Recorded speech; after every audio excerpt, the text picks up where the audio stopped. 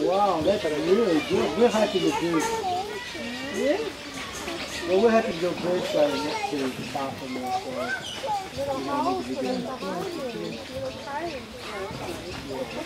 So what are you used for hunting over there? Or? Yeah. All right. Where is he? Come here, mate. Sorry. Can you see Ollie? Can everyone see? Yeah. Now this guy here, he is as blind as a bat. Although bats aren't even blind at all. There you go. Ollie, stay in one place. Ollie. Oh, can't you see, mate? Hang on. We can't have that. You right? See? You see? See here? Ollie, down here. You can come here. So has anyone got any more questions about devils? Does everyone know about the devil disease that unfortunately is killing them all off? No. Yes. You don't? Well, yes, ask the question first. They only live in Australia, but only in one state, in Tasmania. That's why they're called Tasmanian Devils. Do you know where Tasmania is? Underneath, very good.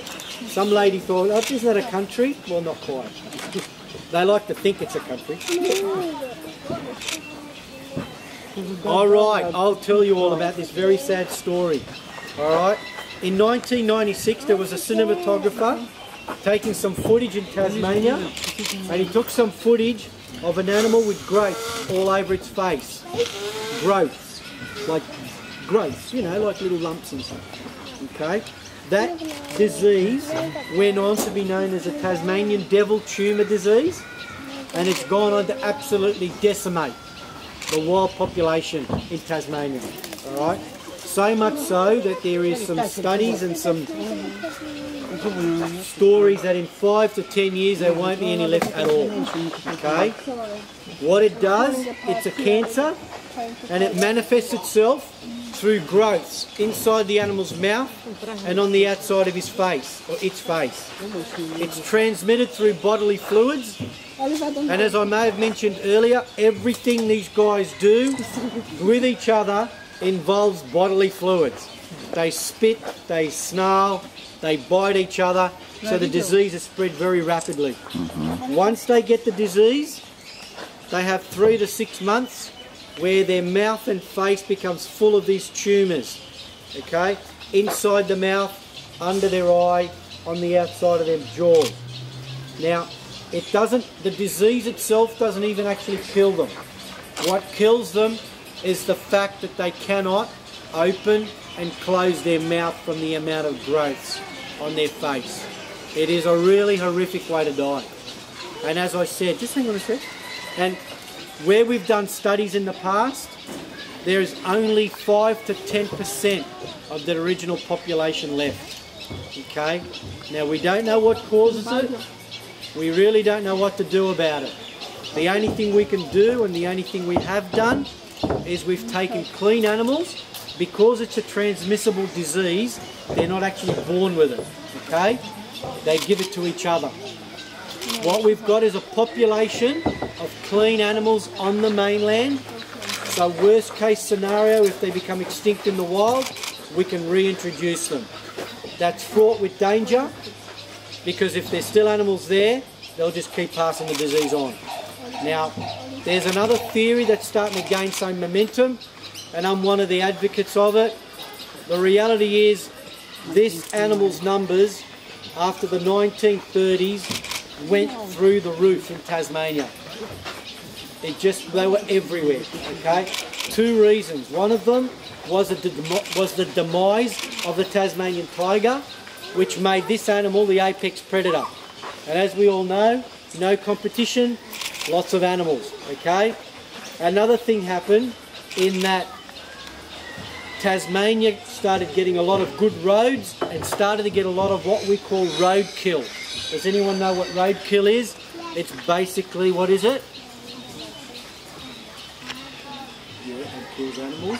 Yeah, it's when cars knock over animals on the side of the road. Tasmania is the roadkill capital of the world, because there's not a lot of people and there's a hell of a lot of animals.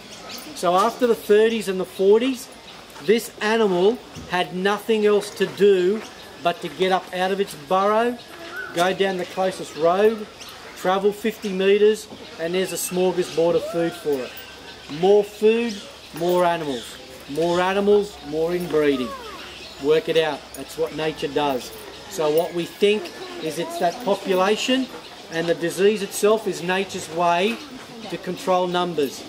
Because the most resilient animals that we have in Tasmania are the ones in the northwest where there's not a lot of devils. So the population is scattered, okay, and dispersed. Where there's a lot of devils, that's where they get a lot of disease, all right? They eat anything. If there was a dead sheep in there, he would spend all day eating it. That's another good point. Something else that's really interesting. These animals are known as what we call gorge eaters. Gorge eaters are anything that eats until it cannot move.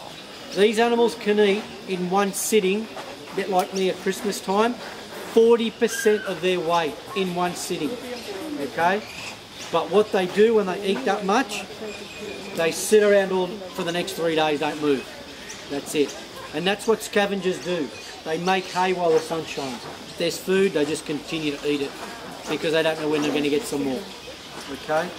So, guys, enjoy Vandal here. That's Saxon.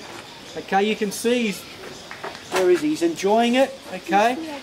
And he's using all his hunting and smelling, all those sort of traits. And hopefully now we'll just go to sleep ready for dinner later. Did you want to have another look, mate? There you go. Yeah, if he wants to, yeah.